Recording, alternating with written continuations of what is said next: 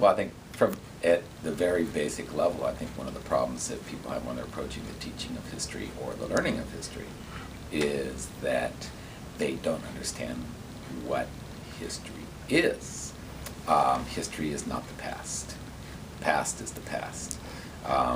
And it's not a collection of things in the past. But if you go back and look at the Greek word, it's historia, H-A-S-T-O-R-I-A. It means asking questions about the past, which is what historians do, constantly asking questions about the past. And if you're asking questions about the past, that means that my questions about the past is probably not the same questions as somebody like Herodotus would have been asking, or any of the historians since. We ask questions about the past of things that we are interested in oftentimes, right?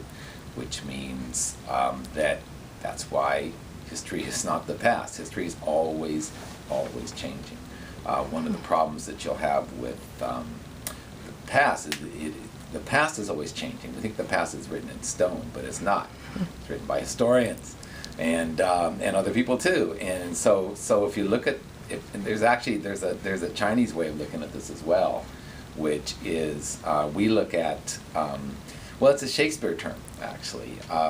Shakespeare said to be or not to be, that is a question. Well, if you look at a dialectic version of looking at history, to be is not to be, because it's always changing.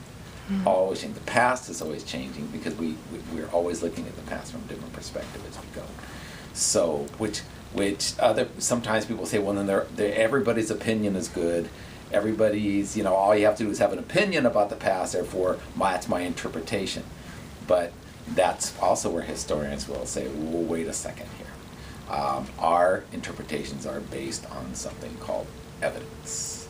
So, and some of the evidence is stronger than others, some of it is not, but that's what we have to base our things on. So getting back to inquiry, it's essential if someone wants to learn about history, they have to ask questions constantly.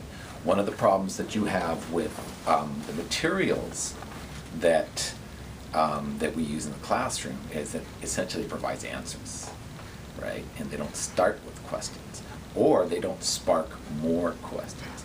And that is important, and that is so essential for teaching in a classroom as well.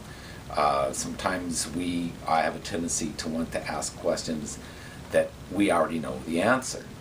And that's also a problem, is because some questions don't have a definitive answer because things are changing all the time. And that's okay. And I think one of the things that students need to understand is you can't always have the answer to a question. But history is a process of asking those questions, and then to the best of our ability to provide an answer, because we'd like to get a clarification of the past, but we can't, we can't always come up with a definitive answer. So inquiry is essential, and if we could get our students to understand that it's not just the past, it's not just something that you memorize from the past, but it's something that you're actively engaged in, thinking about, interrogating, always asking questions, asking more questions, and I think that